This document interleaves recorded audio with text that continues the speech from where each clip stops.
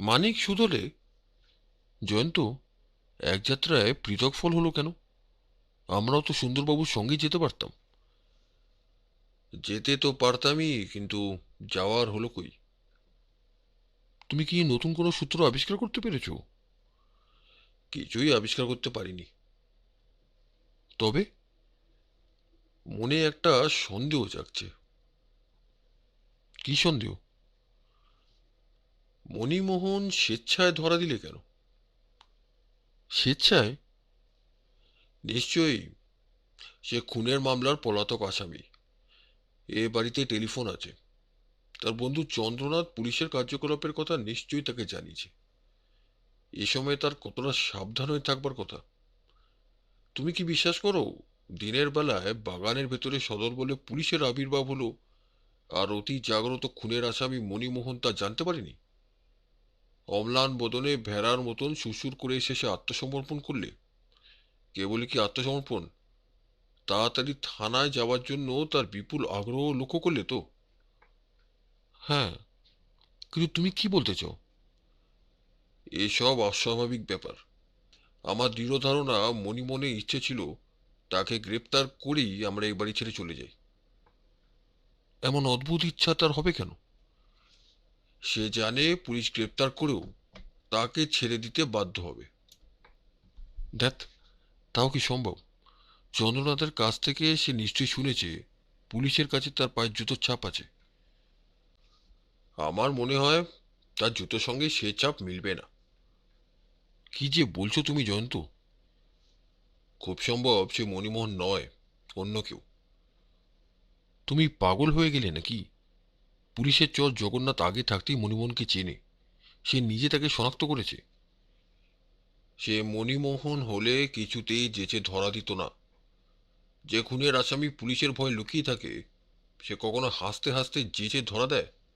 অসম্ভব মানিক, অসম্ভব। কিন্তু জগন্নাথ তাকে শনাক্ত করেছে। সে মণিমোহন নয় বটে, কিন্তু হয়তো প্রায় মণিমোহনের মতো দেখতে। মানিক বিস্ময় হতবাক। জয়ন্ত বললে, এছাড়া এমন ব্যাপারে আর কোনো অর্থই হয় না। এই বাড়ির ভেতরে নিশ্চয়ই কোনো রহস্য আছে। তাই জাল মণিমোহন আমাদের বিপদে চালনা করে এই বাড়ি থেকে দূরে নিয়ে যেতে চায়। কিন্তু সুন্দরবাবু বিপদগামী হলেও এখনো আমরা যথাস্থানেই বর্তমান আছি। হ্যাঁ মানিক, রহস্যভেদের ভার গ্রহণ করব আমরাই। কেমন করে? তা জানি না। ওই যে সাব ইন্সপেক্টর পরেশ আমাদের দিকেই আসছেন। ওর মুখ দেখেই বোঝা যাচ্ছে খানা তালাশির ফল সন্তোষজনক হয়নি। কি পরেশবাবু, কতখানি অগ্রসর হলেন? পরেশ হতাশভাবে বললে, অগ্রসর কি মশাই, এখনো আমাদেরও সুন্দরবাবুর পশ্চাৎগামী হতে হবে। কানা তাল্লাশ করে সন্দেহজনক কিছুই পেলেন না বুঝি? কিছু না, কিছু না। তাই থানায় ফিরে যেতে চান? তাছাড়া আর কি? এখানে বসে আর অশ্বডিম্বে তা দিয়ে কি হবে? এর চেয়ে বাড়িতে ফিরে ভ্যারান্ডা ভাজা ভালো। বাড়ির লোকজনদের পরীক্ষা করেছেন? করেছি। লোকজন তো ভারী। দুটো বেহারি চাকর, একটা উড়িয়া বামুন, একটা বুড়ি, আর একটা বুড়ি ঝি। বুড়িটা দেশ থেকে নতুন এসেছে। এত লজ্জা যে কথা কইতে মুখের ঘুমটা খুলতো নারাজ। আপনার লোকজনরা কোথায়? তাদের গাড়িতে গিয়ে বসতে বলে আমি আপনাদের ডাকতে এসেছি। জয়ন্ত হঠাৎ সক্রোধে গর্জন করে উঠে বলল, পরেশবাবু! মানিক চমকে উঠল। জয়ন্ত তো সহজে এমন বিচলিত হয় না। পরেশও হতভম্ব। পরেশবাবু, আপনি অত্যন্ত অন্যায় করেছেন। এসো মানিক, শিগগির! মানিকের হাত ধরে টেনে জয়ন্ত দ্রুত পদে অগ্রসর হলো এবং যেতে যেতে বুক ফিরিয়ে পরেশকে বলে গেল, তাড়াতাড়ি বাড়ির চারিদিকে আবার পাহারা বসান। পরেশ মাথা চুলকোতে চুলকোতে নিজের মনেই বললে, বড়বাবু বলেন জয়ন্তবাবুর মাথায় ছিট আছে। কথাটা মিথ্যে নয়। শখের গোয়েন্দা হয়ে কিনা আসল পুলিশকে ধমক দেয়। কি আর করবো, বড়বাবু ওকে মাথায় তুলে রেখেছেন। জয়ন্ত ও মানিক বাড়ির ভেতরে প্রবেশ করলে। কয়েক পদ অগ্রসর হয়ে দালান ও উঠান এবং দালানের কোণে দ্বিতলে উঠবার সিঁড়ি। সিঁড়ি দিয়ে উপরে উঠে তারা দোতলার দালানের উপরে গিয়ে দাঁড়ালো। দালানের এক পাশে দাঁড়িয়ে কয়েকজন স্ত্রী পুরুষ জটলা করছিল। তাদের দেখি তারা একেবারে চুপ মেরে গেল। একটি অল্পবয়স্ক স্ত্রীলোক তাড়াতাড়ি মুখে ঘোমটা টেনে জড়সড় হয়ে রইল। প্রায় মিনিট খানেক স্তব্ধভাবে দাঁড়িয়ে থেকে জয়ন্ত শুধালে, তোমরা কেউ একবার এদিকে এগিয়ে এসো তো। একটা বুড়ি এগিয়ে এলো পায়ে পায়ে। জয়ন্ত শুধালে, তুমি কে? আমি এবারই পুরনো ঝি। তোমার নাম কি? ভালোর মা। আর ওই মেয়েটি? উটি আমাদের নতুন ঝি। দিন তিনেক হলো দেশ থেকে এসেছে। আগা বাচ্চা, নতুন ঝি তোমার নামটি কি? সে ফিস ফিস করে কি বললে শোনা গেল না। ভালোর মা বললে, ওর বড় লজ্জা বাবু, ওর নাম হরিদাসী। আচ্ছা ভালোর মা, তোমাদের টেলিফোন আছে কোন ঘরে? ভালোর মা দেখিয়ে দিলে অঙ্গুলি নির্দেশে। সিঁড়ির ডান পাশে টেলিফোনের ঘর। দেখো ভালোর মা, তোমরা সবাই এখানে দাঁড়িয়ে থাকো, আমি টেলিফোনের কাজ ছেড়ে তোমাদের সঙ্গে কথা বলবো। জয়ন্তের সঙ্গে মানিক টেলিফোনের ঘরে গেল।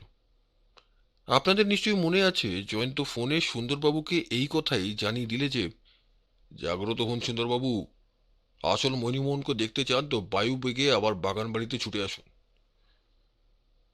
মানিক বিস্মিত কণ্ঠে বললে, কোথায় আছে আসল মণিমোহন? এই বাড়িতেই। তাকে তুমি দেখেছো? হ্যাঁ, তুমিও দেখবে এসো। দুজনে আবার দালানে গিয়ে উপস্থিত। ভালো মা প্রভৃতি তখনও দাঁড়িয়ে আছে। তাদের উপরে একবার চোখ বুলিয়ে নিয়ে জয়ন্ত বললে, ভালোর মা, তোমাদের সকলকেই আমি এখানে হাজির থাকতে বললাম না? আমরা তো হাজির আছি বাবু। কিন্তু হরিদাসী কোথায়? সেও আছে। কোথায় আছে? আমি তাকে দেখতে পাচ্ছি না কেন? সে বাসন মাজতে গিয়েছে। কোথায়? কলতলায়? না, খিড়কির পুকুরে। তোমাদের আবার খিড়কির পুকুর আছে বুঝি? কিন্তু কোন দিক দিয়ে সে গেল? ফোন করতে করতে আমি সিঁড়ির ওপরে চোখ রেখেছিলাম, ওখান দিয়ে তো কেউ যায়নি। আমাদের অন্দরমহলে আরেকটা সিঁড়ি আছে। জয়ন্তের মুখে ফুটে উঠল দারুণ হতাশা, কিন্তু সহজ স্বরেই সে বললে, আমাকে খিড়কি পুকুরে নিয়ে চলো। ছোট একটা পুকুর, নোংরা জল, ভাঙা ঘাট, চারপাড়েই আগাছার ভিড়, কিন্তু সেখানেও হরিদাসীর পাত্তা মিলল না। জয়ন্ত কঠিন স্বরে বললে, এরপর তুমি কি বলতে চাও ভালোর মা? ভালোর মা ভয় ভয় বললে, কি জানি বাবু, আমি কিছুই বুঝতে পারছি না। জয়ন্ত তিক্ত স্বরে বললে, দেখছো মানিক, নেরেট পরেশটা বাড়ির চারদিকে এখনো পাহারা বসায়নি। সেই হচ্ছে যত অনিষ্টের মূল। তার ওপর নির্ভর করে আমি হরিদাসীকে ছেড়ে ফোন করতে গেছিলাম। কিন্তু হরিদাসী কে?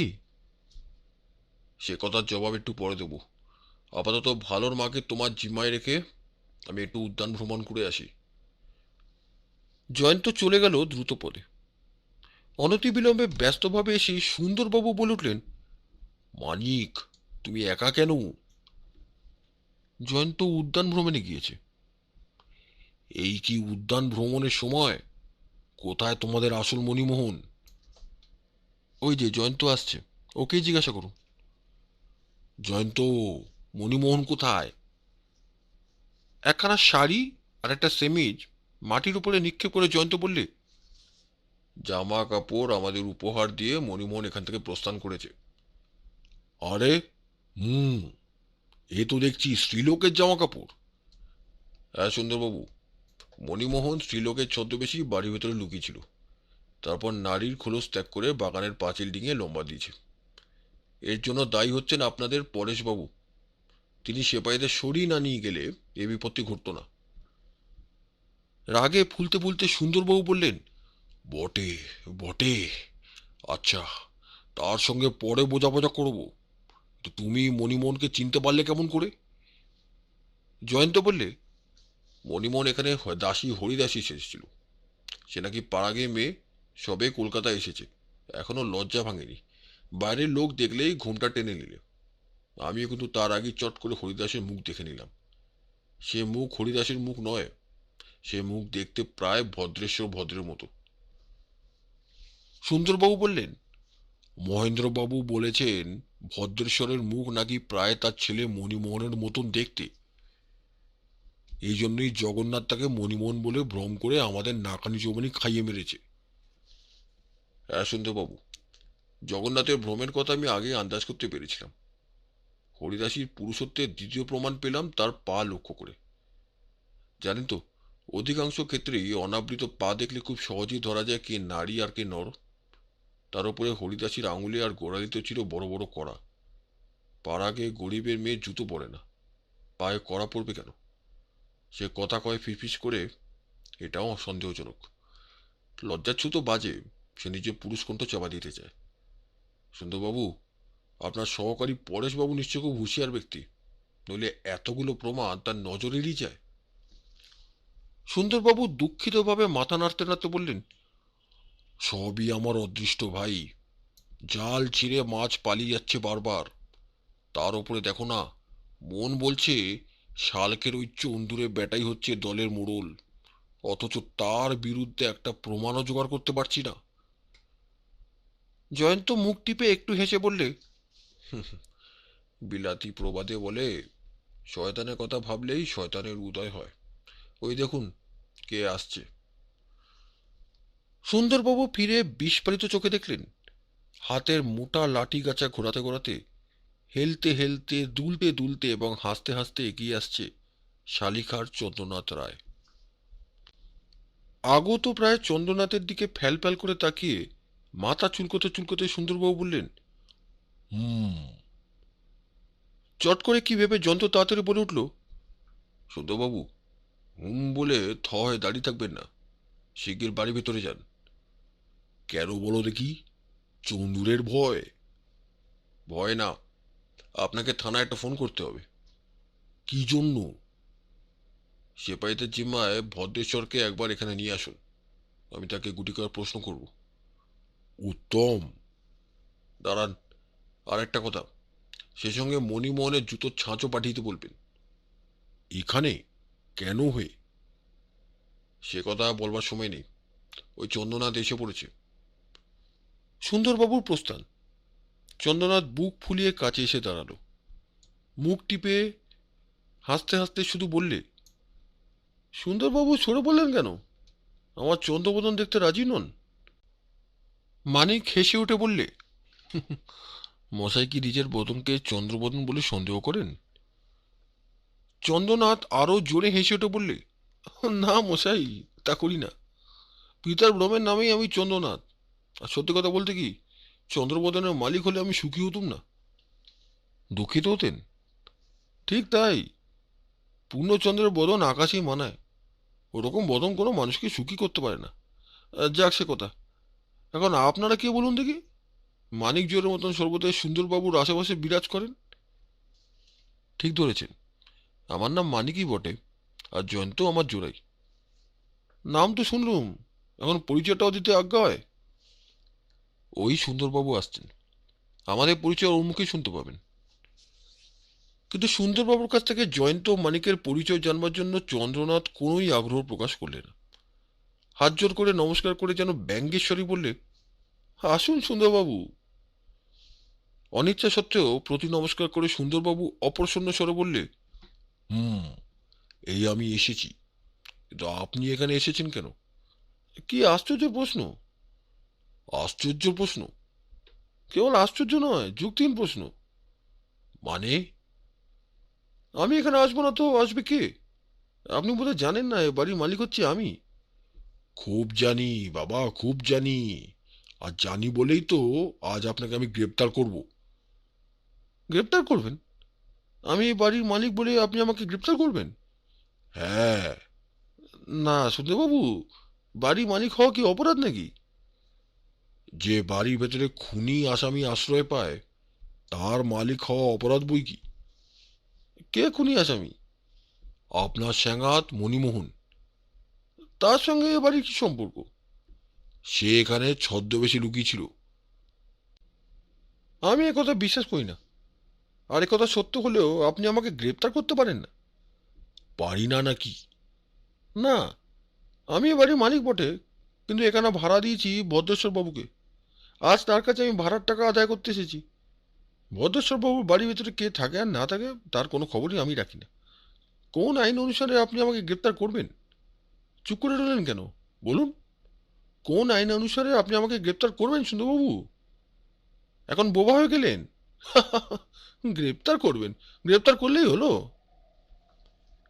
সুন্দরবাবুর হতাশ ভাব, অসহায়ের মতন তিনি তাকালেন জয়ন্তের মুখের পানে। জয়ন্ত বললে, না চন্দ্রনাথ বাবু, আপনাকে কেউ গ্রেপ্তার করতে পারে না। সুন্দরবাবু বলছিলেন কথার কথা মাত্র, ও কথায় আপনি কান দেবেন না। ওই দেখুন, আর একখানা জিপ গাড়ি বাগানের ভেতর এসে দাঁড়ালো। গাড়ি থেকে কে নামছে? ভদ্রেশ্বরবাবু না? সুন্দরবাবুর মুখ কিঞ্চিত উজ্জ্বল হয়ে উঠল, কিন্তু ওদিকে তাকিয়ে অনুচ্চ স্বরে তিনি বললেন, ভদ্রেশ্বর বেটাও আসছে ঠিক চন্দুরের মতো বুক ফুলিয়ে বেপরোয়া ভাবে। এমন দুজন বেপরোয়া লোককে সচরাচর একসঙ্গে দেখা যায় না। এ আমি কোথায় এসে পড়েছি বাবা? কাজে এসে একগাল হেসে ভদ্রেশ্বর বললে, আরে সুন্দরবাবু মশাই, এত তাড়াতাড়ি আপনি যে আমাকে বাসায় ফিরতে দেবেন আমি তো ভাবতেই পারিনি। তারপর আপাতত এদিককার খবরটা অবশ্য ভালো তো? সুন্দরবাবু গুম।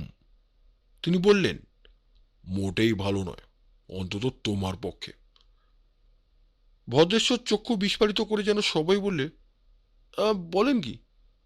খবর আমার বিপক্ষে? তাই, খবর তোমার বিপক্ষেই বটে। হায় হায়, কেন এমনটা হলো? তুমি খুনি আসামি মণিমোহনকে বাড়ি ভেতরে লুকিয়ে রেখেছিলে। বটে বটে।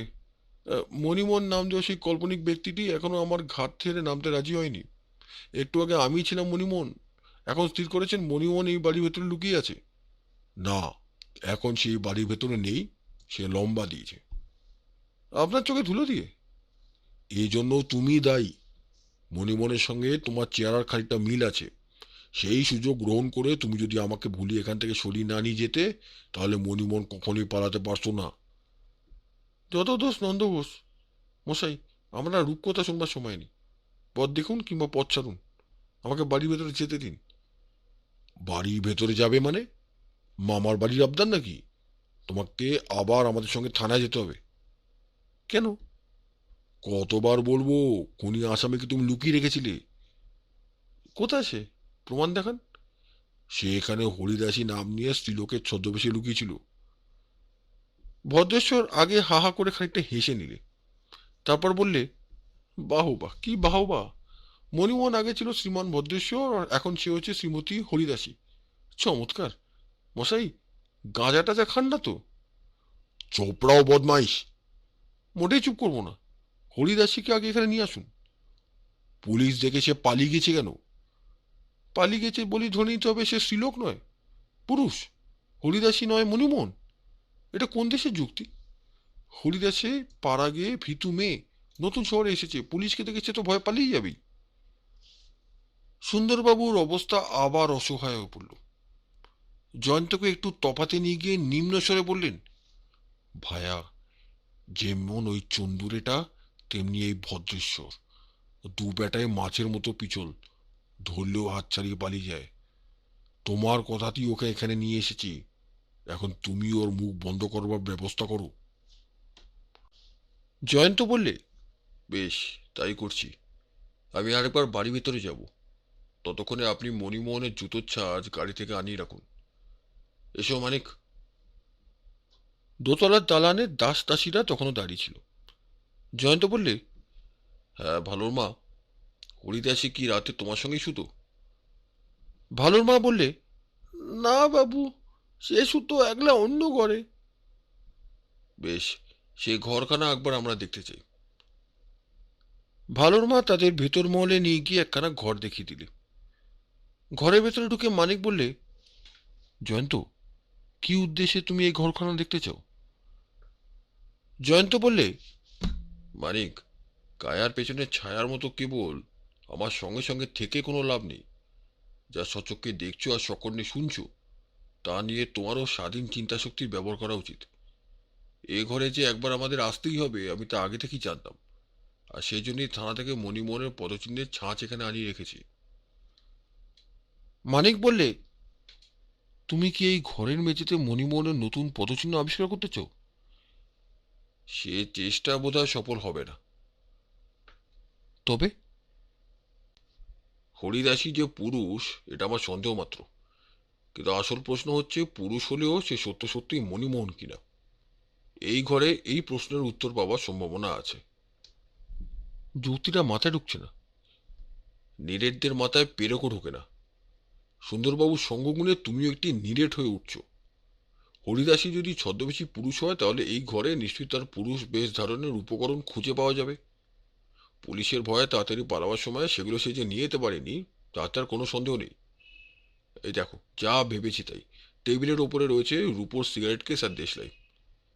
আন্দায় দুখানা শাড়ি, একটা সেমিজ আর একটা ব্লাউজ ঝুলছে বটে, কিন্তু সেই সঙ্গে রয়েছে দুখানা ধুতি আর দুটো পাঞ্জাবিও। মানিক, হরিদাসী পুরুষই বটে। মানিক বললে, কিন্তু সে মণিমোহন কিনা। সিগারেট কেসটা টেবিলের উপর থেকে তুলে নিয়ে মানিকের সামনে ধরে জয়ন্ত বললে, দেখো, এর ওপরে ইংরেজিতে খোদা রয়েছে এম। ওটা মণিমোহনের নামের আদ্য অক্ষর বলে গ্রহণ করা যেতে পারে কিনা? মানিক সাইদি বললে, হ্যাঁ, এটা একটা বড় প্রমাণ। এদিকে ওদিকে ঘোরাঘুরি ও এটা সেটা নিয়ে নাড়ানাড়ি করতে করতে জয়ন্ত বললে, তবু আমি যা খুঁজছি তা পাচ্ছি না। তারপর হেঁট হয়ে পড়ে খাটের তলায় দৃষ্টি চালনা করে জয়ন্ত উৎফুল্ল কণ্ঠে বললে, পেয়েছি মানিক, পেয়েছি। যা খুঁজছি তা পেয়েছি। কি? খাটের তলায় রয়েছে একজোড়া জুতো। ব্যাস, আপাতত আমাদের খোঁজাখুঁজি শেষ। মানিক, জুতো জোড়া খাটের তলা থেকে টেনে নিয়ে আমার সঙ্গে চলো। বাগানে নেমে এসে তারা দেখলে ভদ্রেশ্বর তখনও সুন্দরবাবুর সঙ্গে কথা কাটাকাটি করছে এবং চন্দ্রনাথ আপন মনে পায়চারি করছে সম্পূর্ণ নির্লিপ্তভাবে। সুন্দরবাবু অধীর স্বরে বললে, ভাই জয়ন্ত, এই ঠোঁট কাটা ভদ্রেশ্বরের লেকচার আর আমি সহ্য করতে পারছি না। এর মুখ বন্ধ করবার কি কোনো উপায় পেয়েছো? মৃদু হাস্য করে জয়ন্ত বললে, বোধহয় পেয়েছি। মণিমোহনের জুতোর ছাঁচ কোথায়? এই যে ভাই, এই যে। খিলখিল করে হেসে উঠে ভদ্রেশ্বর বললে, আবার এই ছাঁচের সঙ্গে আমার জুতো মেলানো হবে কি? জয়ন্ত বললে, মোটেই নয়। মণিমোহনের জুতোর ছাঁচের সঙ্গে আমি এই জুতো জোড়া মিলিয়ে দেব। ভদ্রেশ্বর সন্দিগ্ধ কণ্ঠে বললে, ও কার জুতো? ছাঁচের সঙ্গে জুতো মেলাতে মেলাতে জয়ন্ত বললে, বাহ, অবিকল মিলে যাচ্ছে। হ্যাঁ, এ হচ্ছে মণিমোহনের জুতো। পাওয়া গেছে হরিদাসীর ঘরে। সুন্দরবাবু সহর্ষে এবং সদ্ভাবনে বলে উঠলেন, হুম, হুম, বারবার ঘুঘু তুমি খেয়ে যাও ধান। চন্দ্রনাথ সহসা বললে, ভদ্রেশ্বরবাবু, এখন আমি চললুম। ভাড়ার টাকার জন্য পরে আরেকদিন এসে দেখা করব। সে হনহন করে ফটকের দিকে এগিয়ে গেল। সুন্দরবাবু ব্যস্ত হয়ে বললেন, আরে গেল, চন্দুরেটা পালায় যে। জয়ন্ত বললে, ওকে যেতে দিন সুন্দরবাবু। চন্দ্রনাথকে গ্রেপ্তার করতে পারি এমন কোনো প্রমাণ আমাদের হাতে নেই। ভদ্রেশ্বর বললে, আপনারা আমাকেও গ্রেপ্তার করতে পারেন না। জয়ন্ত হাসতে হাসতে বললে, মণিমোহনের জুতো আবিষ্কারের পরেও? ও জুতো নিশ্চয়ই হরিদাসের ঘরে ছিল না। এসব হচ্ছে পুলিশের কারসাজি। ভদ্রেশ্বরকে সজোরে একটা ধাক্কা মেরে সুন্দরবাবু বললেন, পাজি, ছুচো, এখনো বকবকানি? চুপটি মেরে থানা চলো। তোর যা বলবার আদালতে গিয়ে বলবি।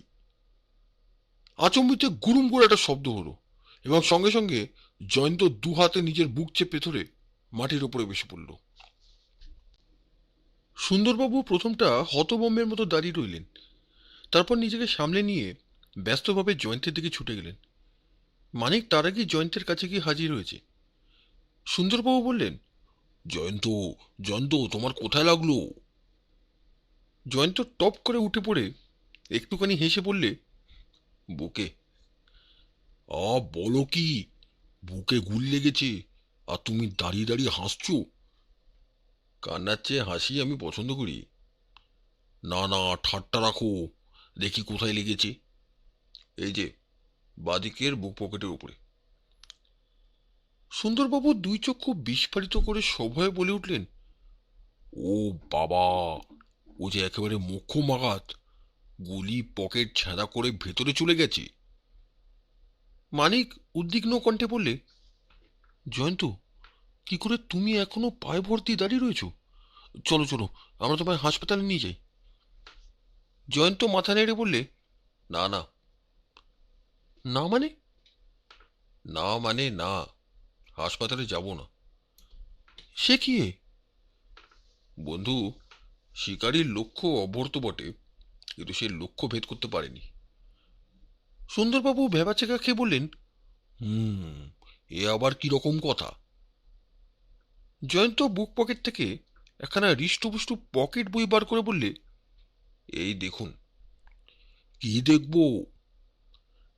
আততায়ীর বুলেট জামার পকেট ভেদ করে পকেট বইয়ের মলাটার অনেকগুলো পাতা পুড়ে আর বেশি এগোতে পারেনি। আমি অক্ষত, আপনি নিশ্চিন্ত হন।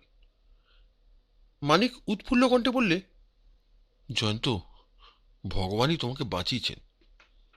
হ্যাঁ ভাই, কিন্তু কেবল আমাকে নয়, গত মহাযুদ্ধের সময় ভগবান এই উপায়ে বহু সৈনিকের প্রাণ রক্ষা করেছেন। সুন্দরবাবু খানিকক্ষণ চমকৃত মতো নির্বাক হয়ে দাঁড়িয়ে রইলেন। তারপর যেন নিজের মনে মনেই বললেন, আশ্চর্য ব্যাপার, আশ্চর্য ব্যাপার। মানিক চারিদিকে তাকাতে তাকাতে বললে, কিন্তু বন্দুক ছুড়লে কে? দুজন পাহারাওয়ালার মাঝখানে এতক্ষণে চুপ করে দাঁড়িয়েছিল ভদ্রেশ্বর।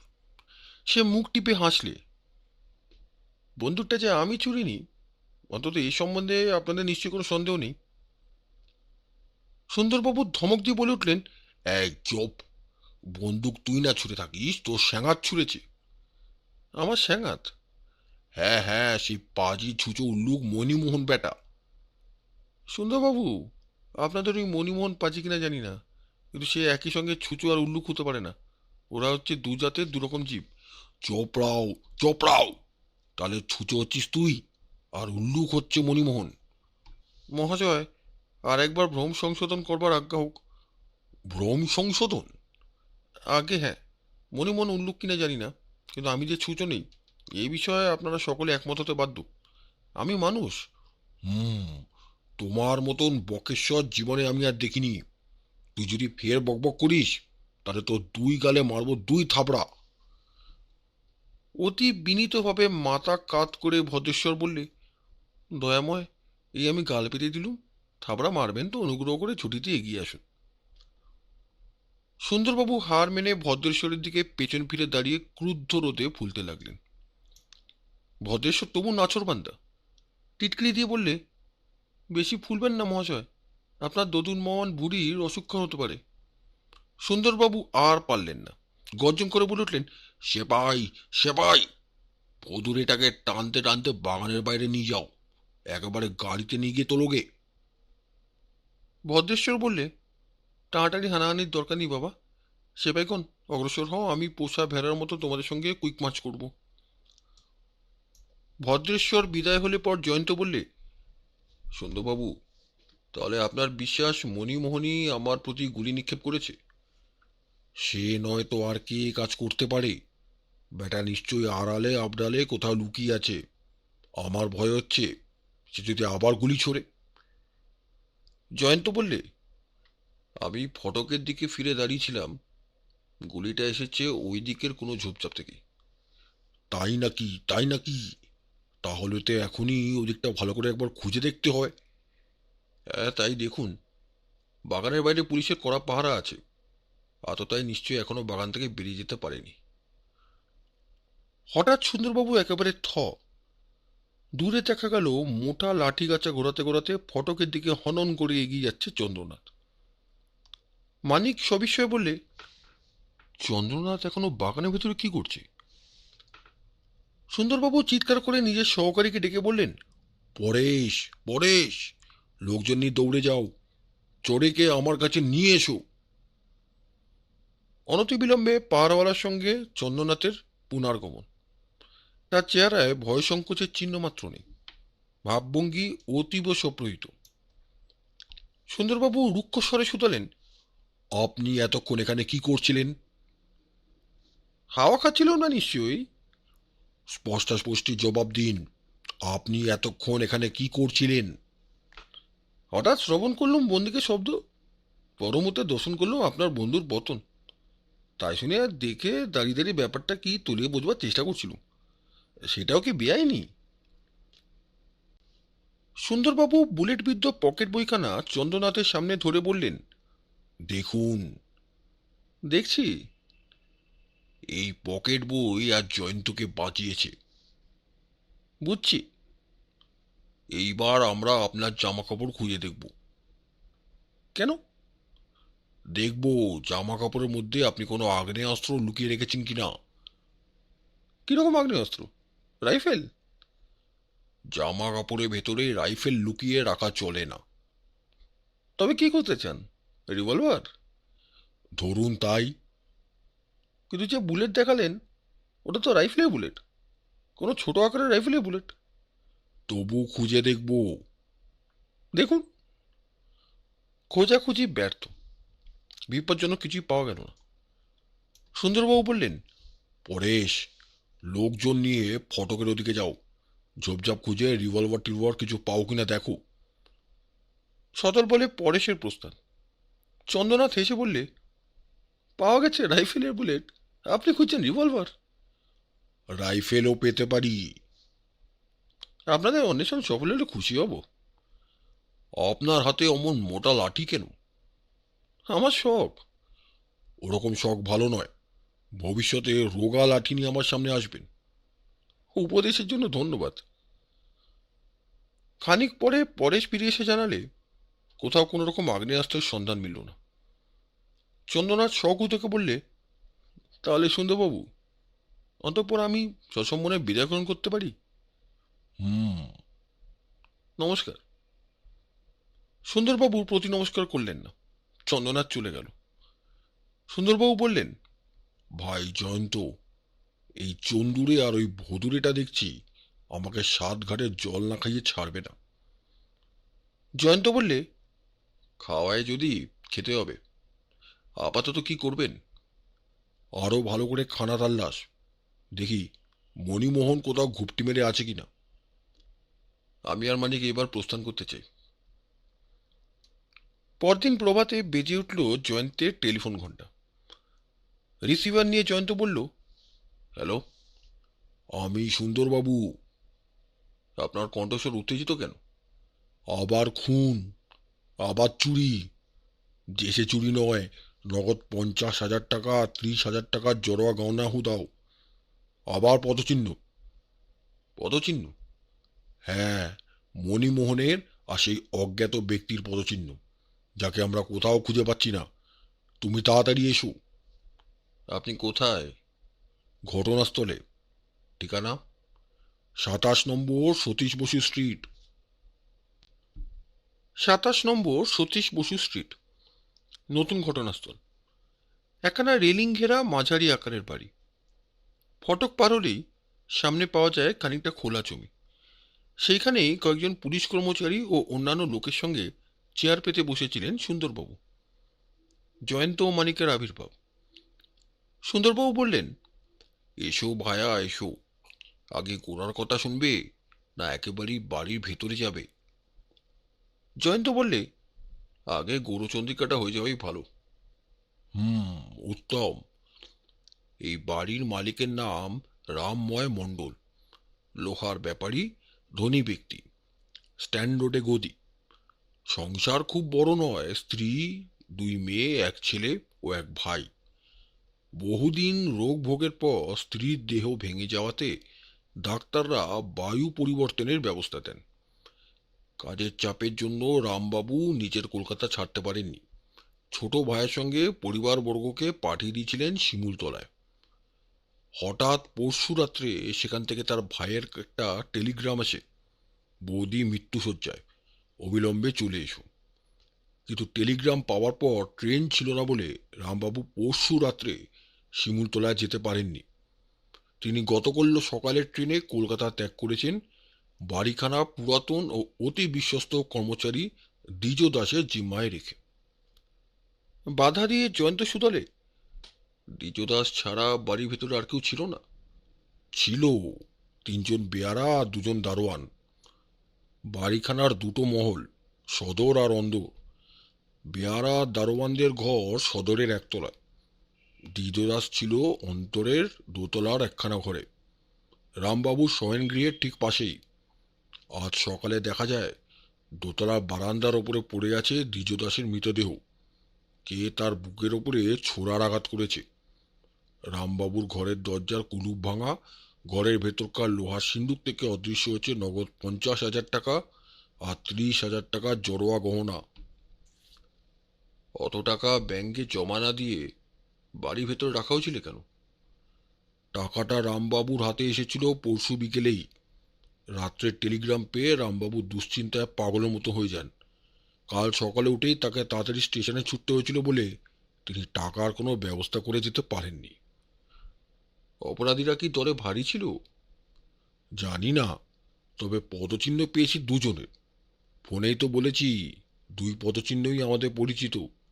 এক চিহ্নের মালিক মণিমোহন, অন্য চিহ্নের মালিক আজও অজ্ঞাতবাস করছে। তারা বাড়ির ভেতরে ঢুকলো কেমন করে? খিড়কির দরজা দিয়ে। ওখানকার দরজা কি বন্ধ ছিল না? ছিল বলেই তো শুনেছি। তবে জয়ন্তের কাছে এসে সুন্দরবাবু তার কানে কানে বললেন, বাড়ির ভেতর নিশ্চয়ই অপরাধীদের সহকারী আছে, হয়তো কোনো দারোয়ান বা পেয়ারা। সে খোঁজ পরে নেওয়া যাবে। আপাতত তাদের সবাইকে নজরবন্দি করে রাখা হয়েছে। আচ্ছা, আপনার গোরচন্দ্রিকা শেষ হলো? আর একটু বাকি আছে ভাই, কিন্তু সে যে একটু নয়, দস্তুর মতো গুরুতর একটু। অর্থাৎ? মিনিট 25 আগে আজ শিমুলতলা থেকে দ্বিজদাসের নামে রামবাবুর এই জরুরি টেলিগ্রামখানা এসছে। পড়ে দেখো। টেলিগ্রামখানা নিয়ে জয়ন্ত পাঠ করলে তাতে লেখা আছে, রামবাবু স্ত্রীর পীড়ার সংবাদ মিথ্যা। তার স্বাস্থ্য যথেষ্ট উন্নত। অবিলম্বেই রামবাবু কলকাতায় ফিরে যাচ্ছে। জয়ন্ত মৌন মুখে ভাবছে। সুন্দরবাবু বললেন, রামবাবুকে কলকাতা থেকে যথাসময়ে সরাবার জন্য কেউ তাকে মিথ্যে ভয় দেখিয়ে টেলিগ্রাম করেছিল। কে সে? নিশ্চয়ই অপরাধীদের কেউ। জয়ন্ত বললে, আপনার অনুমানই সত্য বলে মনে হচ্ছে। দেখছি অপরাধীরা রীতিমতো আটঘাট বেঁধে কার্যক্ষেত্রে অবতীর্ণ হয়েছে। সুন্দরবাবু অগ্রসর হয়ে বললেন, এইবারে বাড়ির ভেতরে চলো। প্রথমেই তারা গিয়ে ঢুকল রামময়বাবুর শয়নগৃহে, যার ভেতর থেকে টাকা ও গয়না চুরি গিয়েছে। সেটা লোহার সিন্দুক নয়, স্টিলের আলমারি।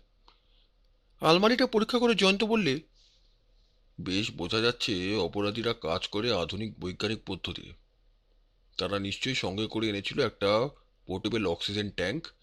আগুনের শিখায় ইস্পাত গলিয়ে আলমারির পাল্লা খুলে ফেলা হয়েছে। সুন্দরবাবু বললেন, একেবারে ঝানু অপরাধী। এত কাণ্ড কারখানার মধ্যেও কোথাও আধখানা আঙুলের ছাপ পর্যন্ত রেখে যায়নি।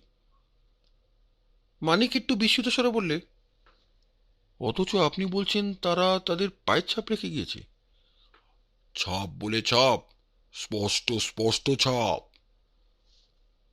জয়ন্ত মাথা নাড়তে নাড়তে বললে, বড়ই সন্দেহজনক। সন্দেহজনক কেন? কেন তা জানি না। এখন বাইরে চলুন।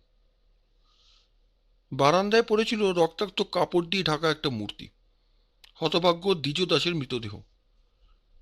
কাপড় সরিয়ে দেহটার উপরে দৃষ্টিপাত করে জয়ন্ত বললে, বেশ বোঝা যাচ্ছে ছোড়ার এক ঘাঘাতেই ভদ্রলোক মারা পড়েছেন। সুন্দরবাবু বললেন, বিয়োগান্ত দৃশ্যের কতকটা আমি আন্দাজ করতে পারছি। খুব সম্ভব অপরাধীরা যখন রামবাবুর ঘরের দরজা খোলবার চেষ্টা করছিল, সেই সময় দ্বিজদাসের ঘুম ভেঙে যায়। তিনি ব্যাপার কি জানবার জন্য তাড়াতাড়ি নিজের ঘর থেকে বেরিয়ে আসেন আর সঙ্গে সঙ্গে আক্রান্ত হন। জয়ন্ত দু পা এগিয়ে বললে, এই পদচিহ্নগুলোর কথাই বলছিলেন? 6 জোড়া পদচিহ্ন, তার মধ্যে 3 জোড়া খুব স্পষ্ট। দুজন লোকের কর্দমাক্ত জুতোর ছাপ। চিহ্নগুলো আরম্ভ হয়েছে বারান্দায় একটা নর্দমার কাছ থেকে। হেঁট হয়ে দেখতে দেখতে জয়ন্ত বললে, সুন্দরবাবু, গতকাল রাত্রে এই অঞ্চলে কি বৃষ্টি পড়েছিল? নিশ্চয়ই নয়। আজ সকালের কাগজেও আমি আবহাওয়া রিপোর্ট দেখেছি। কাল কলকাতার কোথাও এক ফোঁটাও বৃষ্টি হয়নি। হয়নি তো হয়নি, তা নিয়ে তোমার মাথা ব্যথা কেন? মাথা থাকলেই মাথায় ব্যথা হওয়া সম্ভব। তার মানে তুমি বলতে চাও আমার মাথা থেকেও নেই? আমি ওসব কিছু বলতে চাই না। আমি খালি এই কথাই আপনাকে মনে করিয়ে দিতে চাই, আগুন না থাকলে যেমন ধোঁয়া দেখা যায় না, তেমনি জল না পড়লে মানুষের জুতোও কর্দমাক্ত হয় না। চমৎকৃতভাবে সুন্দরবাবু কেবলমাত্র উচ্চারণ করলেন, হুম। জয়ন্ত বললে, বাড়ির কোনো বেয়ারাকে ডাকুন। একজন বেয়ারা হাজির হলো। জয়ন্ত সুধরে, নর্দমার কাছে দেখছি একটা মগ আর একটা খালি বালতি রয়েছে। বেয়ারা বললে, আগে ব্যবহার করবার জন্য ওখানেই সবসময় জল ভরা বালতি থাকে। কাল রাতেও ছিল? আগে হ্যাঁ হুজুর, কাল সন্ধ্যের সময় আমি নিজের হাতে ওখানে জল ভরা বালতি রেখে গিয়েছি। কিন্তু বালতিতে এখন জল নেই। তাহলে কাল রাতে কারোর জলের দরকার হয়েছিল। আচ্ছা, তুমি যাও। সুন্দরবাবু, কি ভাই? নর্দমার কাজটা পরীক্ষা করে দেখুন। ওখানে রয়েছে পালা কাদার প্রলেপ। এ থেকে কি বুঝবো? এই পদচিহ্নগুলো হচ্ছে প্রদর্শনীর জন্য। প্রদর্শনী? হ্যাঁ, অপরাধীরা এই পদচিহ্নগুলো আমাদের চোখে আঙুল দিয়ে দেখাতে চায়। তার কারণ? কারণ বোঝবার চেষ্টা করুন আপনি। এসো মানিক, এখানে আমাদের আর কোনো কাজ নেই। জয়ন্ত ও মানিকের একসঙ্গে প্রস্থান। সুন্দরবাবু হতভম্বের মতন দাঁড়িয়ে দাঁড়িয়ে মাথার টাক চুলকোতে লাগলেন। পরের দিন সকালবেলা মানিক এসে দেখলে কি যেন ভাবতে ভাবতে জয়ন্ত তার পুস্তাগারের মেঝের উপরে পদচারণ করছে। মানিক বললে, তোমার মুখ দেখে বোধ হচ্ছে তুমি যেন কিছু মনে করবার চেষ্টা করছো, কিন্তু মনে করতে পারছো না। ঠিক তাই, এখানে বইয়ের নাম কিছুতেই স্মরণে আসছে না। কিরকম বই? সেটাই তো প্রশ্ন। বইখানা কিনে পড়েছিলাম অনেক দিন আগে, আর একটা বিশেষ ঘটনার কথাও মনে আছে, কিন্তু বইখানার নাম মনে আনতে পারছি না বলে বুঝতে পারছি না ঘটনাটা কাল্পনিক কিংবা সত্য কাহিনী। ঘটনাটা কাল্পনিক হলে কিছু ক্ষতি আছে? আছে বই কি, খুব আছে। সেটা কাল্পনিক ঘটনা হলে আমার অনুমানও অমূলক বলে প্রমাণিত হবে। অনুমানটা কি শুনতে পাই না? ভদ্রেশ্বরের বাগানে আমার প্রতি নিক্ষিপ্ত বুলেটটা এসেছিল কিরকম আগ্নেয়াস্ত্রের ভেতর থেকে, সেটাই আমি বোঝবার চেষ্টা করছি। মানিক অত্যন্ত বিস্মিত হলো, কিন্তু মুখে কিছু বললে না। জয়ন্ত বইয়ের আলমারিগুলোর ভেতরে তীক্ষ্ণ দৃষ্টিপাত করতে করতে বারংবার এদিক ওদিকে আনাগোনা করতে লাগলো। মানিক একখানা চেয়ারের ওপরে বসে পড়ে সেদিনের খবরের কাগজখানা টেনে নিলে। এইভাবে কেটে গেল প্রায় 20 মিনিট। হঠাৎ জয়ন্ত সানন্দে চিৎকার করে বলে উঠল, পেয়েছি, পেয়েছি। কি পেয়েছো হে? সেই বইখানা। কি বই? জোসেফ গোল্লো সাহেবের মাস্টার ম্যান হান্টার্স, অর্থাৎ ওস্তাদ মনুষ্য শিকারী। বইখানার প্রথম প্রকাশিত হয়েছিল 1926 খ্রিস্টাব্দে। ওখানে কি উপন্যাস? মোটেই নয়। ওর আগাগোড়াই আছে কেবল সত্য ঘটনার পর সত্য ঘটনা। দস্তুমতো অপরাধ বিজ্ঞানের বই, কাল্পনিক কথা একটাও নেই। তাহলে তোমার অনুমান ভুল নয়? খুব সম্ভব তাই।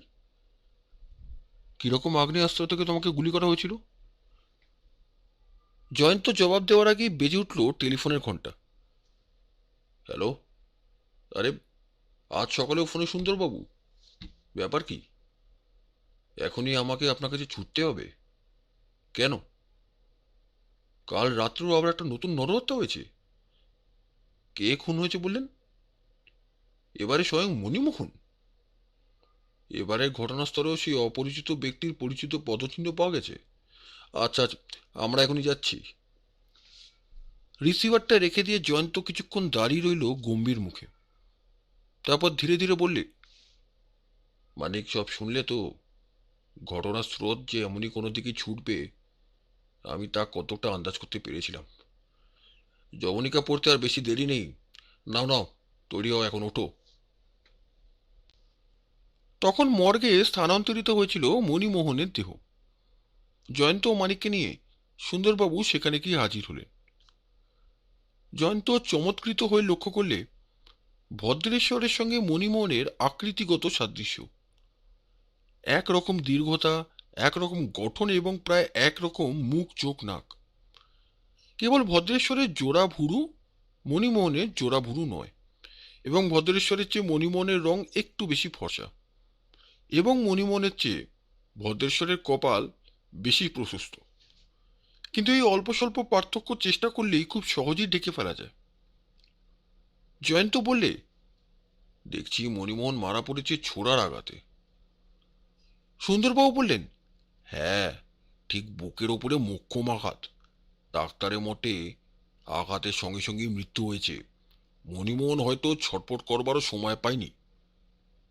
কোন সময়ের মৃত্যু হয়েছে ডাক্তার সে সম্বন্ধে কোনো মত প্রকাশ করেছেন? ডাক্তারি হিসেবে প্রকাশ, মণিমোহনের মৃত্যু হয়েছে অন্তত গত কল্যাকার সন্ধ্যার পরে। মৃতদেহ পাওয়া গেছে কখন?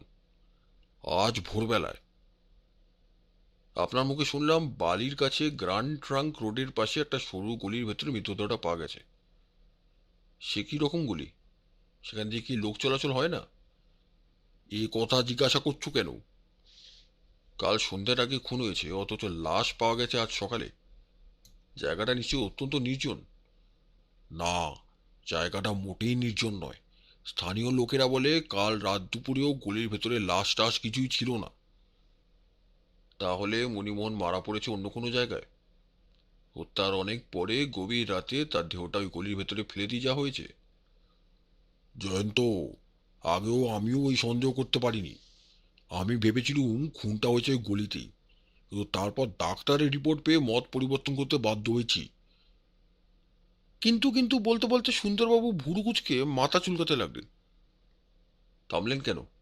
ভাবছেন কি? হুম, আমি ভাই একেবারেই কিংকর্তব্য বিমূঢ় হয়ে গেছি। কেন?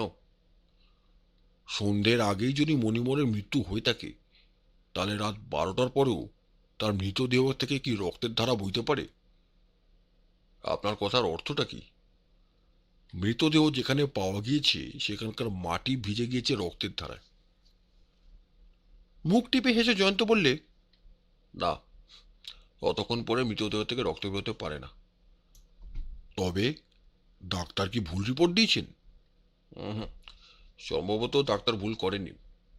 সুন্দরবাবু, আমি আরেকটা ব্যাপার আন্দাজ করতে পারছি। কি আন্দাজ? ফোনে আমাকে বললেন না, ঘটনাস্থলে পাওয়া গেছে সেই নিরুদ্দেশ অপরিচিত ব্যক্তির সুপরিচিত পদচিহ্ন। হ্যাঁ, সেই পদচিহ্নগুলো পাওয়া গেছে রক্তমাখা মাটির উপরে। কেমন, তাই তো? চরম বিস্ময়ে চক্ষু বিস্ফারিত করে সুন্দরবাবু বলে উঠলেন, কি আশ্চর্য! কেমন করে জানলে তুমি? বলুন তো আন্দাজে। এ কিরকম আন্দাজ বাবা? এই যে মন্ত্রশক্তিকেও হার মানায়। আমার আন্দাজ প্রায় সত্য হয়ে দাঁড়ায়, কারণ যুক্তি থেকেই তার উৎপত্তি। ধন্য ভায়া, দাদা হয়েও তোমার পায়ে গড় হতে ইচ্ছে হচ্ছে। এখন কি করবে? ঘটনাস্থলটা একবার দেখে আসবে নাকি? না সুন্দরবাবু, প্রয়োজন নেই। আমি মনে মনে মামলাটা প্রায় সম্পূর্ণ করে ফেলেছি। কেবল একটু তদন্ত বাকি আছে। বিলম্বে কার্যহানির সম্ভাবনা শুভস্য শীঘ্র। আমাকে কি করতে বলো তাহলে? জনকয়েক লোক নিয়ে এখনই আমার সঙ্গে চলুন। কোথায় হে? হ্যাঁ, এখনই দেখতে পাবেন। জয়ন্তের নির্দেশে পুলিশের জিপ গাড়ি এসে থামল শালিকা চন্দ্রনাথ রায়ের বাড়ির সামনে। সবিস্ময়ে সুন্দরবাবু শুধালেন, জয়ন্ত, তুমি কি চন্দুরের কাছেই এসেছো? হ্যাঁ। তুমি কি ওর বিরুদ্ধে নতুন কোনো প্রমাণ পেয়েছো? কোনো প্রমাণই পাইনি। তবে? আমি চন্দ্রনাথের সঙ্গে কিছুক্ষণ আলাপ আলোচনা করতেছি। আর আমরা কি করব? দাঁড়িয়ে দাঁড়িয়ে আমাদের কথোপকথন শ্রবণ করবেন। এমন সময় বোধহয় গাড়ি থামার শব্দ শুনেই চন্দ্রনাথ স্বয়ং বেরিয়ে এসে দাঁড়ালো দোতলা বারান্দায়। তারপর উপর থেকে মুখ বাড়িয়ে দেখে বললে, আরে, আবার আমার দ্বারে সুন্দরবাবুর দল? সুন্দরবাবু বললেন, আজ্ঞে হ্যাঁ, আপনাকে একটা খবর দিতে এসেছি, নেমে আসুন। মিনিট দুই পরে চন্দ্রনাথ নিচে নেমে রাস্তায় বেরিয়ে এলো, হাতে তার সেই মোটা লাঠি কাছা। জয়ন্ত বললে, মশাই কি বাড়িতে ওই বাঘমারা লাঠি ছাড়া ছাড়া থাকেন না? চন্দ্রনাথ বললে, কোমরে হঠাৎ লাগম্বর ব্যথা হয়েছে, লাঠি ছেড়ে চলতে কষ্ট হয়। সুন্দরবাবু কি একটা খবরের কথা বলছিলেন না? সুন্দরবাবু বললেন, আমাদের রাস্তা দাঁড়িয়েই কথাবার্তা বলতে হবে নাকি? আপনি কি আমাদের ধুলো পায়ে বিদায় করতে চান? চন্দ্রনাথ নাচারের মতো বললে, বেশ, তবে বাড়ির ভেতরেই আসুন। সকলে বৈঠকখানায় গিয়ে আসন গ্রহণ করলে। তারপর চন্দ্রনাথ বললে, আপনারা এমন কি জরুরি খবর দেওয়ার জন্য এত দূরে ছুটে এসেছেন? সুন্দরবাবু বললেন, আপনার বন্ধু মণিমোহনকে মনে আছে তো? কিন্তু আপনাদের সঙ্গে দেখা হওয়ার পর থেকে তার সঙ্গে আমার আর দেখা হয়নি। জানি না সে কোথায় অজ্ঞাতবাস করছে। আমরা এতদিন পরে তাকে খুঁজে পেয়েছি, কিন্তু জীবন্ত অবস্থায় নয়। কি বলছেন? গতকল্য রাতে কে তাকে খুন করেছে। আমরা তার মৃতদেহ পেয়েছি। শুনে অন্তত দুঃখিত হলুম। অপরাধীর কোনো সন্ধান পেয়েছেন? না। মণিমোহনের সঙ্গে শত্রুতা ছিল এমন কোনো লোককে আপনি জানেন? তার কোনো শত্রু বা বন্ধুকে আমি চিনি না, কারণ তার সঙ্গে বেশি দিন আমার আলাপ হয়নি। জয়ন্ত এবারে মুখ খুললে। সে বললে, আপনার বাড়িতে কখানা ঘর আছে চন্দ্রবাবু? 10খানা। ঘরগুলো একবার দেখাবেন? আপনার কৌতূহল একটু অদ্ভুত নয় কি? কেন, দেখাতে কোনো আপত্তি আছে? কিছু না, আসুন।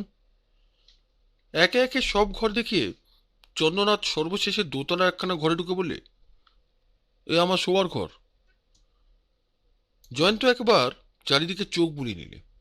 তারপর একদিকে চেয়ে বললে, ওখানে রয়েছে পরে পরে 7 জোড়া জুতো। সব জুতোই আপনার?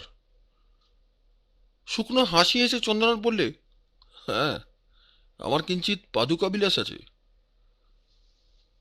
জয়ন্ত জুতোগুলোর সামনে গিয়ে বসে পড়ল। একে একে সব জুতো হাতে করে তুলে নিয়ে উল্টে পাল্টে পরীক্ষা করে বললে, বাহ, বেশ জুতোগুলো। চন্দ্রবাবুর পছন্দ আছে তো? চন্দ্রনাথ ভাবহীন মুখে গম্ভীর স্বরে বললে, মশাইয়ের আর কিছু জ্ঞাতব্য বা দ্রষ্টব্য বা বক্তব্য আছে? জয়ন্ত উঠে দাঁড়িয়ে বললে, নিচে ফিরে যায় চলুন। সকলে আবার বৈঠকখানায় ফিরে এলো।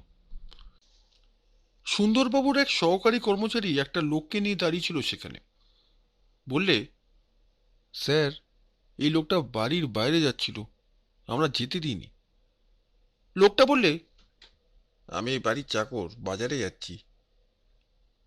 সহকারী বললে, কিন্তু বাজারে যাচ্ছে রেশন ব্যাগের ভেতরে এক জোড়া জুতো নিয়ে। জয়ন্ত সাগ্রহে বললে, জুতো দেখি দেখি। চন্দ্রনাথ বললে, কোথাকার একটা উটকো লোক আজ বলে রেশন ব্যাগ শুদ্ধ ওই জুতো জোড়া আমার বৈঠকখানায় ফেলে গিয়েছিল। তার চাকরকে আমি বলেছিলাম সে যেন বাজারে যাওয়ার সময় জুতো জোড়া রাস্তায় ফেলে দিয়ে যায়। জয়ন্ত নিরুত্তর মুখে আতসী কাচের সাহায্যে জুতো জোড়া খানিকক্ষণ পরীক্ষা করে বললে, সুন্দরবাবু, গাড়িতে উঠবার সময় আপনাকে কি আনতে বলেছিল মনে আছে? সেই অপরিচিত ব্যক্তির পদচিহ্নের ছাঁচ তো এনেছি। তার সঙ্গে এই জুতো জোড়া মিলিয়ে দেখুন। গাড়ি থেকে ছাঁচ আনা হলো এবং জুতোর সঙ্গে মেলানো হলো। অবিকল মিলে গেল, এক চুল এদিক ওদিক হলো না। সুন্দরবাবু উত্তেজিত কণ্ঠে বলে উঠলেন, হত্যাকারীর জুতো। জয়ন্ত বললে, সে বিষয়ে কোনো সন্দেহই নেই। জুতোর তলা দিকে তাকালেই দেখতে পাবেন জায়গায় জায়গায় শুকনো রক্তের দাগ। তার মানে হচ্ছে কাল মণিমোহনকে বধ করার পরেও ওই জুতো জোড়া ব্যবহার করা হয়েছিল। এই জুতো সংগ্রহ করবার জন্যই আমাদের এখানে আগমন। চন্দ্রনাথ চমকে উঠে বললে, কি বললেন? আপনি জানতেন যে ওই জুতো আছে আমার এখানেই? ঠিক জানতুম বলতে পারি না, তবে এরকম একটা সন্দেহ করেছিলাম বটে। চন্দ্রনাথ খাপ্পা হয়ে উঠে বলে উঠল, এতক্ষণ আমার ধারণা ছিল কোনো উটকো লোক জুতো জোড়া আমার বৈঠক করে ফেলে রেখে গেছে। এখন বুঝতে পারছি এ হচ্ছে পুলিশের কারসাজি। কিন্তু আপনাদের সমস্ত কূটকৌশলী ব্যর্থ হবে। দেখুন ওই জুতোর সঙ্গে আমার পা মিলিয়ে। আমি বলছি এ জুতো আমার নয়। জয়ন্ত সহাস্যে বললে, জানি ও জুতোর মাপ আপনার পায়ের চেয়ে বড়, কিন্তু আমি কেবল জুতোর আসল গুপ্ত কথাই জানি না। বোধহয় আপনার ওই লাঠির গুপ্ত কথা আমার কাছে অবদিত নয়। সুন্দরবাবু, আপনি এখন অনায়াসেই চন্দ্রনাথকে থানায় ধরে নিয়ে যেতে পারেন। আচম্বিতে চন্দ্রনাথের মুখ হয়ে উঠল বীভৎস এক দানবের মতো। সঙ্গে সঙ্গে ফস করে সে লাঠি গাছার দুই হাতে কোমর বরাবর উঁচু করে তুলে ধরলে এবং তৎক্ষণাৎ একটা রিভলভার গর্জন করে উঠল ও পর মুহূর্তে লাঠি গাছা তার হাত থেকে খসে মেঝের ওপরে পড়ে গেল সশব্দে। চন্দ্রনাথের ডান হাতের কবজির ওপরে ফুটে উঠল রক্তের রেখা। চারিদিকে তাকাতে তাকাতে সুন্দরবাবু সবিস্ময়ে বলে উঠলে, রিভলভার ছুড়লে কে? রিভলভার ছুড়লে কে?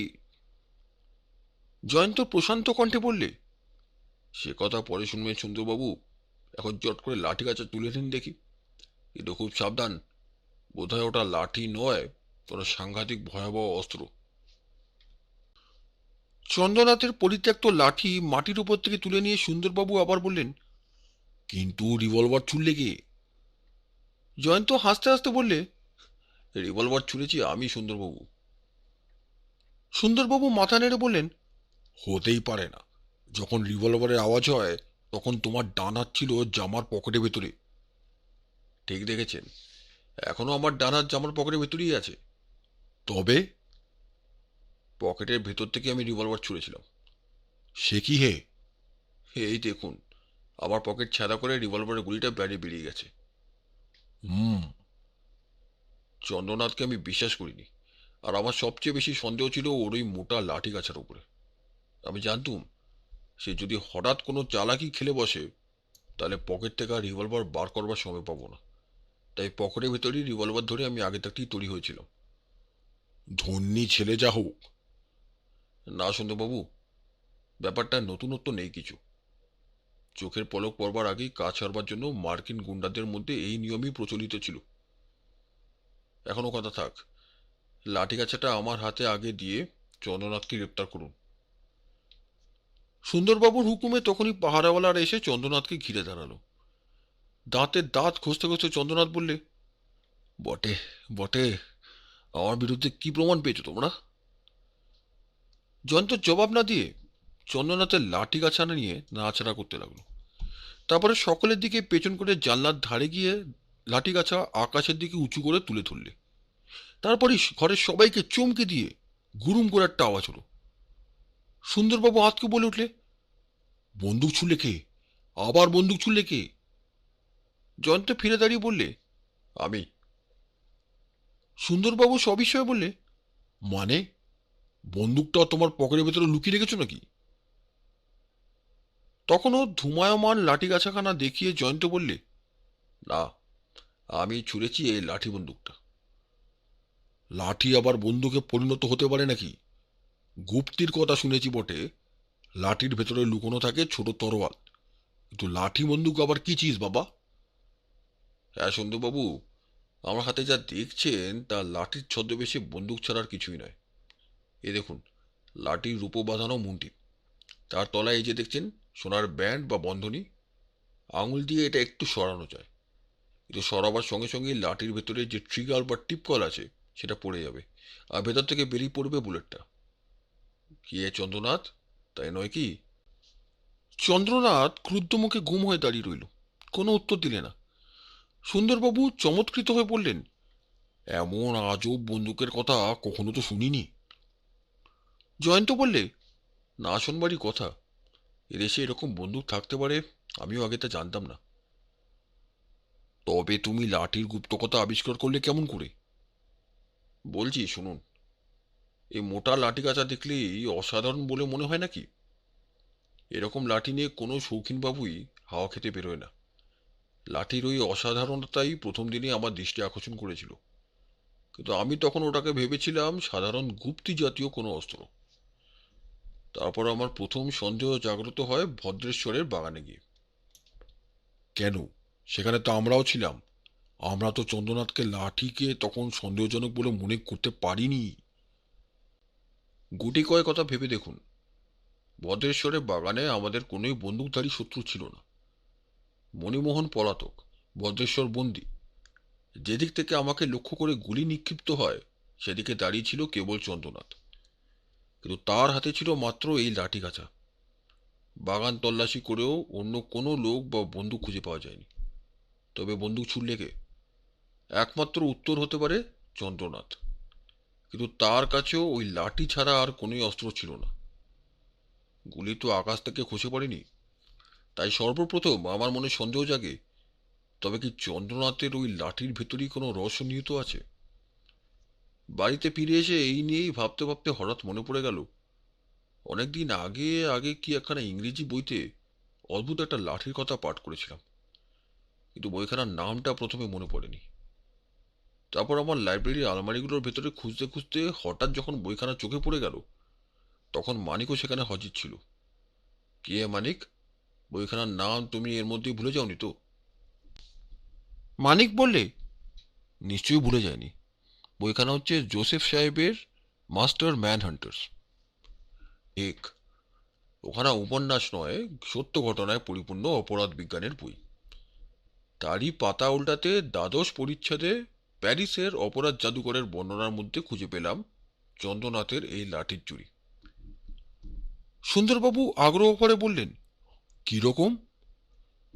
সম্পূর্ণ ঘটনার কথা পরে আপনি বিস্তৃতভাবে বইখানা পাঠ করলেই জানতে পারবেন। আপাতত আমি সংক্ষেপেই তার কথা বলবো। ফ্রান্সে একবার একটা গার্ডেন পার্টিতে জনৈক ব্যক্তি কোনো অজানা আততায়ীর দ্বারা নিক্ষিপ্ত গুলিতে নিহত হয়। তখনই ঘটনাস্থলে পুলিশ আসে আর সারা বাগান আর প্রত্যেক নিমন্ত্রিত ব্যক্তির জামাকাপড় তল্লাশ করে, কিন্তু বন্দুক বা কোনো রকম আগ্নেয়াস্ত্র খুঁজে পাওয়া যায় না। অন্য কোনো সূত্র না পেয়ে গোয়েন্দারা খোঁজ নিতে লাগলো নিহত ব্যক্তির সঙ্গে কারো বিশেষ শত্রুতা আছে কিনা। ফলে এক ব্যক্তির উপরে পুলিশের সন্দেহ হয়। তারপর তার বাড়ি খানা তালাশ করে আবিষ্কৃত হয় এমন একগাছা লাঠি, যা অবিকল চন্দ্রনাথের এই লাঠি গাছার মতোই। সুন্দরবাবু বললেন, তুমি কি বলতে চাও? চন্দ্রনাথ মাথা খাটিয়ে ওই রকম সর্বনেশে লাঠি তৈরি করেছে? সে নিজে হয়তো তৈরি করেনি, হয়তো ইউরোপ থেকেই অস্ত্রটা আমদানি করেছে। তাহলে চন্দ্রনাথকে বড়জোর তোমাকে খুন করবার চেষ্টা করেছে বলে আমরা চালান দিতে পারি, কিন্তু আমাদের আসল মামলা তো এখনো রয়ে গেল যে তিমিরে সেই তিমিরেই। রূপন নস্যদানি বার করে নস্য নিতে নিতে জয়ন্ত বললে, মোটেই নয়। চন্দ্রনাথের বাড়িতে আজ যে জুতো জোড়া খুঁজে পেয়েছি, আসল মামলার কিনারা হবে তারই সাহায্যে। সে কি হে? ও জুতোর মাপ যে চন্দ্রনাথের পায়ের মাপের চেয়ে বড়? হ্যাঁ, কিন্তু কোনো ঘটনাস্থলে যাওয়ার সময় চন্দ্রনাথ নিশ্চয়ই ওই জুতোর ভেতরে কাগজের নুটি বা প্যাড গুজে নিয়ে কিছুক্ষণের জন্য কোনো রকমে জুতো জোড়া ব্যবহার করে। কেন? পুলিশকে ভোলাবার জন্যে। কেমন করে এটা জানতে পেরেছ? রামময় বাবুর বাড়িতে যে চুরি আর হত্যাকাণ্ড হয়, সেদিন বৃষ্টি হয়নি, তবু ঘটনাস্থলে পাওয়া গেছিল মণিমোহনের আর এই জুতো জোড়ার কাদামাখা ছাপ। তারপর দেখা গেল নর্দমার কাছে গিয়ে বালতির জল ঢেলে ধুলো মাখা জুতো ভিজিয়ে কারা ইচ্ছে করেই সেই পদচিহ্নগুলো সৃষ্টি করেছে। মনে আছে সুন্দরবাবু, তখনই আপনাকে আমি বলেছিলাম অপরাধীর এই পদচিহ্নগুলো আমাদের চোখে আঙুল দিয়ে দেখাতে চায়। হুম।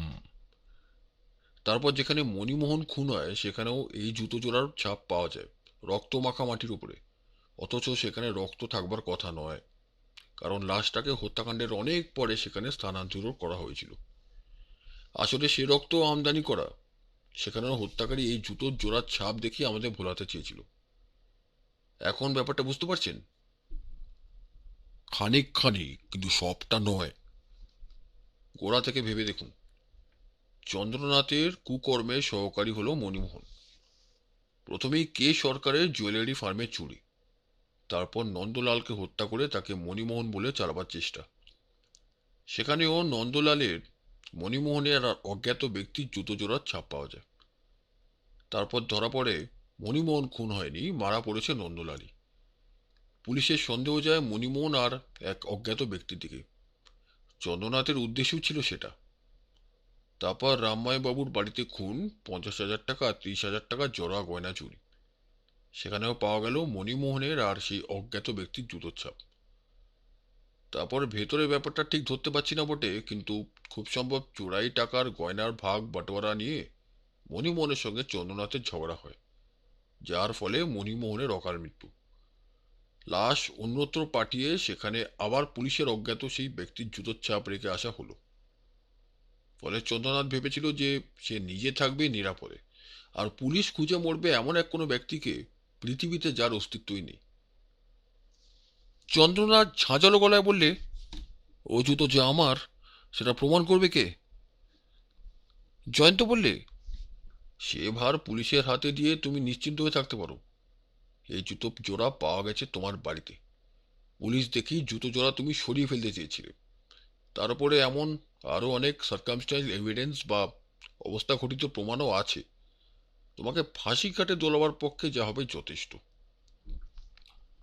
সুন্দরবাবু বললেন, যেমন বুনো উল তেমনি বাঘা তেঁতুল, যেমন কুকুর তেমনি মুগুর। হুম, জয়ন্তের মতো রোজা না হলে চন্দুরের মতো ভূতকে শায়েস্তা করতে পারে কে?